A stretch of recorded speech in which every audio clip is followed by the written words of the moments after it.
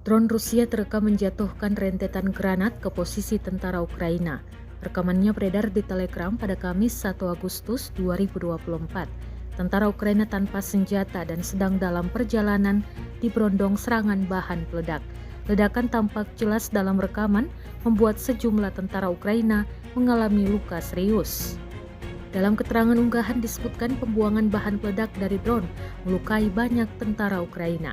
Rekamannya pun menuai berbagai komentar dari warganet.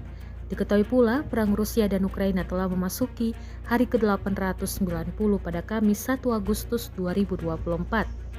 Pukul 00 dini hari waktu setempat terdengar ledakan di Dnipro dan sekitarnya.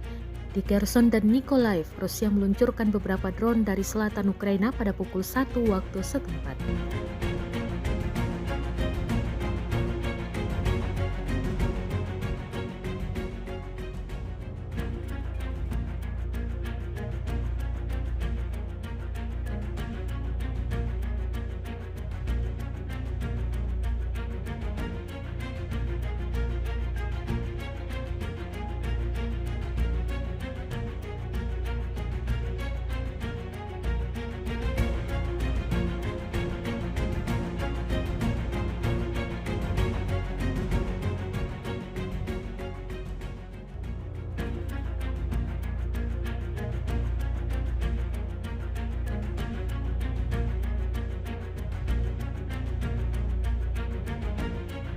Download Tribun X sekarang, menghadirkan lokal menjadi Indonesia.